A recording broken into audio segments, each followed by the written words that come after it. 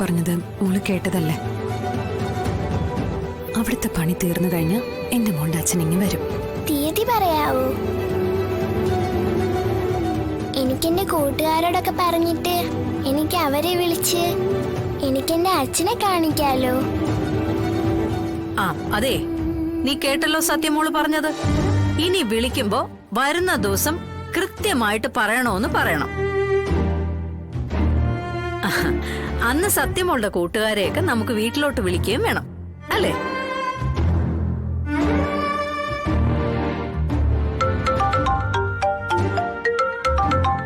ശ്യാമയാണല്ലോ. ശ്യാമേ.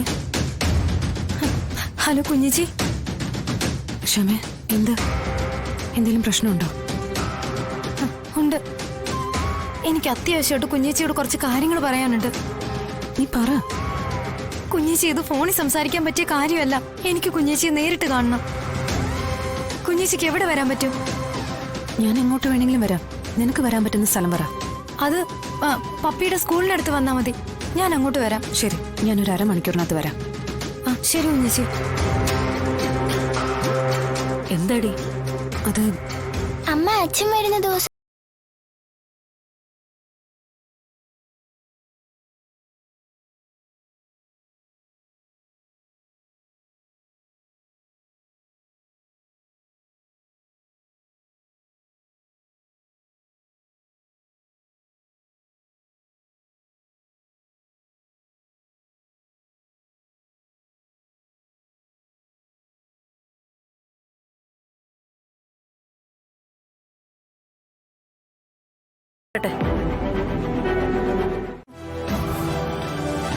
ഇത് നമ്മൾ എത്രത്തോളം ഒളിപ്പിക്കുന്നുവോ അത്രത്തോളം എന്റെ കുഞ്ഞേച്ചിക്ക് കിട്ടേണ്ട അവകാശങ്ങളെല്ലാം എന്റെ കുഞ്ഞേച്ചിക്ക് നഷ്ടപ്പെടുകയാണ്.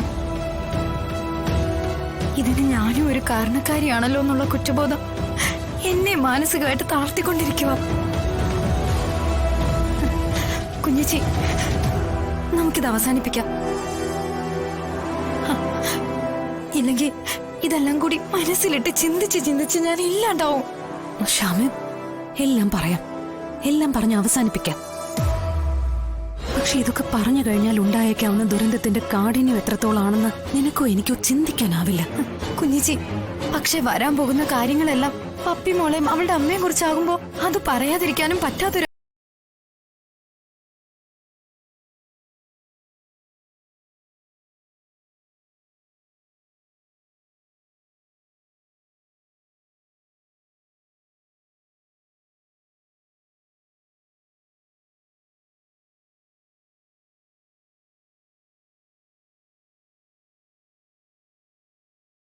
ജീവിതം തകരാതിരിക്കാൻ വേണ്ടി കുഞ്ഞേച്ചി സ്വയം ഉരുകിത്തീരുകയാണെന്ന് എനിക്കറിയാം.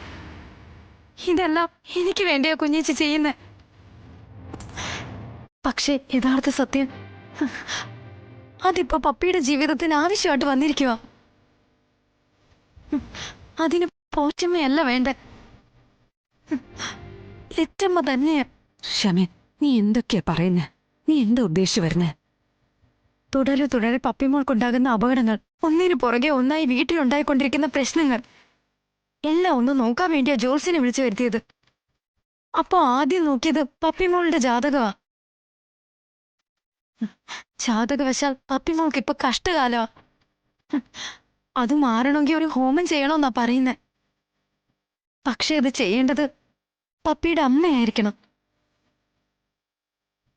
എന്നാലേ പപ്പിമോളുടെ ദോഷങ്ങൾ മാറും. പപ്പിമോളുടെ രക്ഷയ്ക്കായി നടത്തുന്ന ഈ ഹോമം അമ്മയുടെ സ്ഥാനത്ത് നിന്ന് ഞാൻ നടത്തുന്നത് ശരിയാണോ? അങ്ങനെ ഒരു കളവ് കാണിച്ച് നടത്തേണ്ട കർമ്മമാണോ അത്? അമ്മ എപ്പോഴും അമ്മ തന്നെയാ.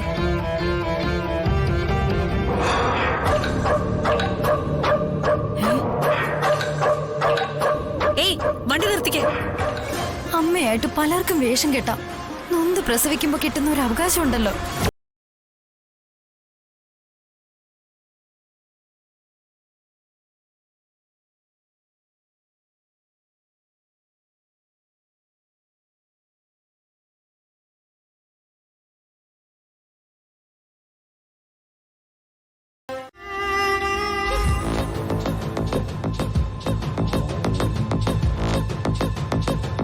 ഹോമം നടക്കുന്ന സ്ഥലത്ത് ഞാൻ വന്നാ പോരെ ശ്യാമേ? മനസ്സുകൊണ്ട് ആ കർമ്മം ഏറ്റെടുത്ത് ചെയ്താ പോരെ? മറിച്ച് സത്യങ്ങൾ അറിഞ്ഞ് ചിന്ന ഭിന്നാവാൻ പോകുന്നത് ഒരുപാട് ജീവിതങ്ങളാ ശ്യാമേ. സത്യം പറഞ്ഞില്ലെങ്കിൽ പപ്പിയുടെ ജീവൻ അപകടത്തിലാവുന്ന. പപ്പിക്ക് വേണ്ടിയുള്ള പൂജകൾ ഞാൻ ചെയ്താ പോരെ? കുഞ്ഞിച്ചി, സത്യം അതിനൊന്നും സമ്മതിക്കില്ല. സത്യം തുറന്നു പറയുന്നത് തന്നെയാ നല്ലത്. ഞാൻ കുഞ്ഞിച്ചിയെ ചതിക്കുമല്ലെന്ന് ഞാൻ എന്നോട് തന്നെ പലവട്ടം ചോദിച്ചു കഴിഞ്ഞു. അതിന്ന് എനിക്കൊന്ന് രക്ഷപ്പെടണം. ക്ഷമേ, നിനക്ക് വേണ്ടി പൂർണ്ണ മനസ്സോടെ ഞാൻ ഈ കാര്യങ്ങൾ ചെയ്തിട്ടുള്ളത്. ഇത് എന്നിലൂടെ ആരും പുറത്തറിയില്ല. അതെന്റെ അനുജത്തിക്ക് വേണ്ടി എന്നോട് തന്നെ ഞാൻ പറഞ്ഞ വാക്ക്. അത് ഞാനായിട്ട് തെറ്റിക്കില്ല. പകരം സത്യം അറിയാതെ ഞാൻ ഈ ഹോമത്തിൽ പങ്കുകൊണ്ടുള്ള. എനിക്ക് പപ്പിമോളെ പോലെ തന്നെയാ നീയും. നിനക്കൊരാപത്ത് വരാൻ അറിഞ്ഞുകൊണ്ട് ഞാൻ സമ്മതിക്കൂ? ധൈര്യമായിട്ടിരിക്കെ, ഹോമത്തിൽ ഞാൻ പങ്കുകൊണ്ടോളാം.